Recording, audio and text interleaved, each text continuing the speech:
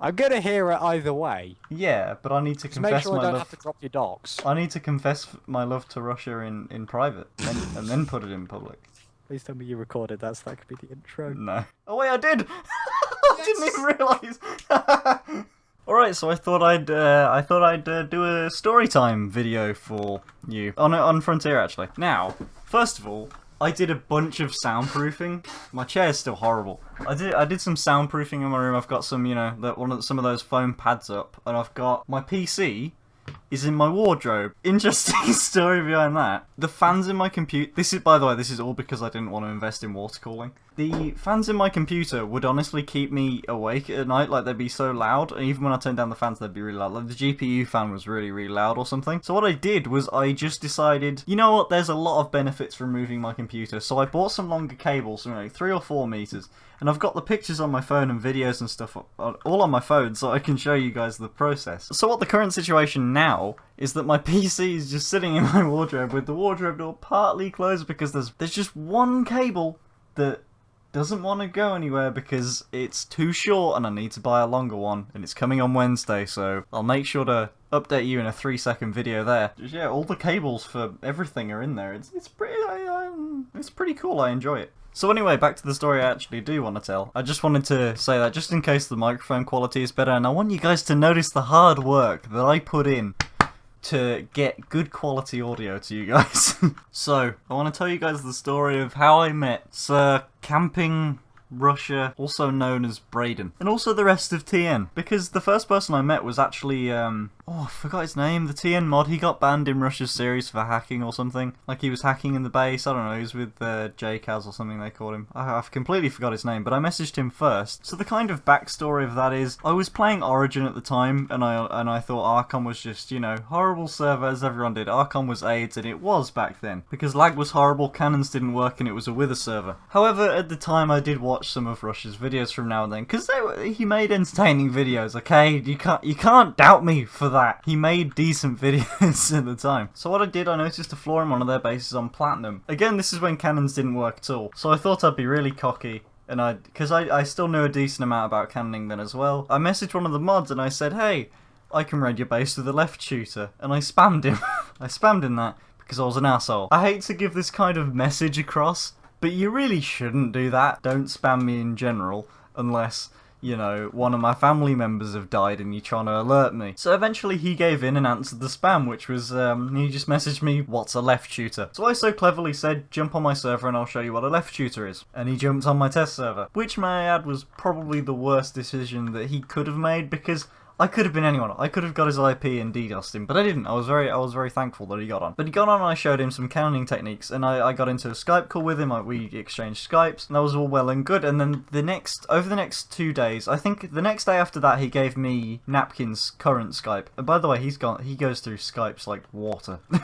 Like he has a new Skype every month or so. But damn, that dude's kind of hard to track down. Unless you were the one that doxed him. But for the most part, he's fairly hard to track down. So we had each other on Skype, and for a long time he didn't message me. Like 2 days or something, we didn't really talk much other than, hi, you're the cannon guy, right? And I said, I'm the cannon guy. And then I think a day after that, he popped on the server as well, so I could kind of show him what to do. And it was the first time I got to speak to Mr. Napkin of Truth. And considering I did watch Russia's series beforehand, I mean, this was like kind of towards the end of Platinum. There might have been about 30 days left of Platinum by the time this is. So, I was kind of fanboying a little bit. Napkin, if you're watching this, yeah. It's kind of weird now that we're friends, but at the time it was kind of one of those moments that's like, it wasn't necessarily big fan, oh my god, take me daddy sort of thing. It was more of, hey, this guy has been in a famous YouTuber series, which is pretty cool, and it's the first time I got to meet anyone from the YouTube community like that. I didn't even have a channel at this point. It was actually a fairly long time from that point that I actually talked to Russia in a call. I have more vague memories of this part because it wasn't as memorable, but eventually I did manage to get Russia onto the test server, the famous test server. It was featured in one of Russia's videos. I think it's the only time Russia has ever stepped out of the Archon in an Archon video, which is quite fun. Onto just some random guy's test server, just to show off a cannon. The Bedrock Breaker, what it was called. Oh man, I'm holding my heart strong for that Bedrock Breaker. That was a very fun video. What I did is I showed him all the cannons that I had on this test server, on the Tasty test server. Shout out to those guys who made this possible.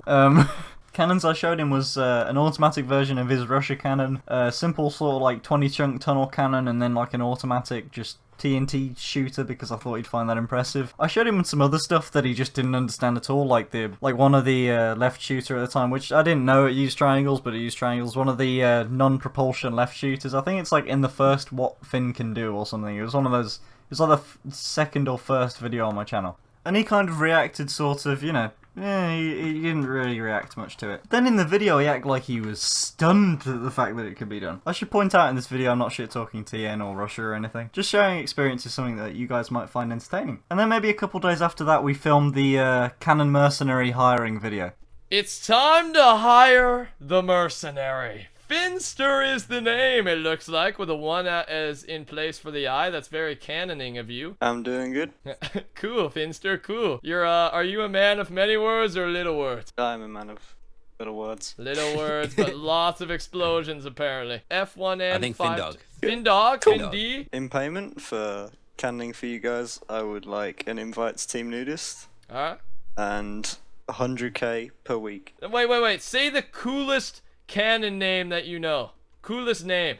Oh, they don't give names to the cannons that I can build. Wow, that was intimidating. He was hyping it up in his series for a few episodes, and then we did the video and it went really well. I was really cringy. In payment for canning for you guys, I would like an invite to Team Nudist and 100k per week. But I didn't know how to react on recordings at that point, ever. And let's face it, I still don't. And after we shot that video, we got into the sort of raiding. I think we did like 40 stacker in the end on an easy base just to kind of show that I could cannon. Archon cannoning was still really bad at the time. Like, the 40 stacker was because nothing else would work. So eventually me and Napkin set out on a sort of mission to start testing cannons on the Archon, seeing what works and reporting all the bugs to Curtis. Now, it's impossible to go past this sort of video without talking about the sort of abuse scandals that Russia's been in. And that's because if you were around in that part of the series, you'd know that we were outside the border, setting up these huge cannons on this big platform, just testing, really. So I'm not sure if what happened here would be considered abuse, and also it was almost a year ago now, so in no way this is bad to Russia. I think anyone would forgive him for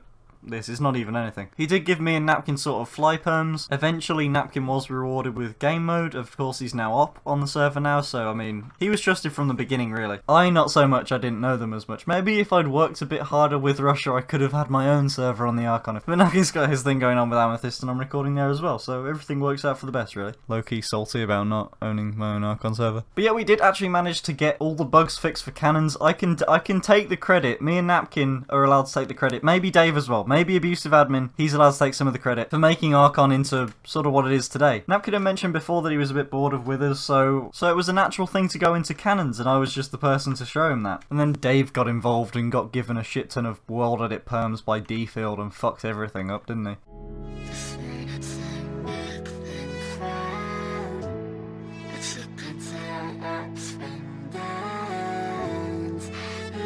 So as cannons started to gradually get fixed, the cannon community started to gradually grow. There was me, Dave came in after that. Some of my friends from Origin even started playing a little bit. And it was at that point where I started up a YouTube channel. No one seemed to really question the outside the border thing. That was more of just a meh. It wasn't really abuse, it was more we were just the people that tested the cannons. Okay, and there are videos of me supposedly being in game mode on the Archon. I can assure you that on Platinum, that was the only server that I ever had game mode on. Yes, I did have game mode on the Archon at one point. That was when we were doing the testing cannons thing. Russia was very, very specific when he gave even Napkin and me those sort of permissions. It wasn't to switch in and out, he just put us in. If we ever left the server, when we joined back in, we'd be put back into game mode 0. That's just an automatic thing that happens. You can't lag out with game mode and stay in it. We also weren't allowed back inside the border in game mode 1 at that point. He was very particular not to let anything happen because obviously we could really fuck with the Archon. That was the first and last time I've ever been given a permission on the Archon that I probably shouldn't have. Considering it all was in testing purposes, I didn't really find anything wrong with it, and Archon fixed cannoning because of that, so it was all for the better. And then of course when Crimson rolled out, that was the map that I actually got serious on the Archon. Gold, I started to quit around Gold. Crimson, that was my map.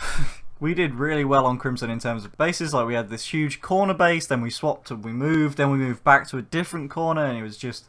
oh, that was a really fun map. TNT mining and stuff, that was great. And then I think around about Gold, I started to disappear from the scene a little bit. Moved in towards Manifest by raiding Russia at the end of the series. The only things me and Russia have talked about was maybe starting up a series. Like, at one point we talked about doing a raiding series. Like, we do a thing like I'd raid a base on the Archon every Friday. He would have had an easy video to put out that day. I would have got some more exposure from my channel, uploaded a nice raid edit. All would have been good. That was the sort of thing that we talked about. We also talked about maybe me being a private editor for him. Like, to edit his videos so we could get them out a bit easier and on time. Both ideas sort of got scrapped just for practicality reasons. The raiding thing, I think it was one of those things like he was about done with recording factions, or at least he was getting to that point of what he is now, like he was uploading less regularly. It just didn't seem like something he'd want to do. At least he didn't think he'd get the same support as like base tours did back when he did that. But maybe you'd like to see it. Maybe you could start a public outcry for him to do this raiding series with me. But yeah, guys, that was pretty much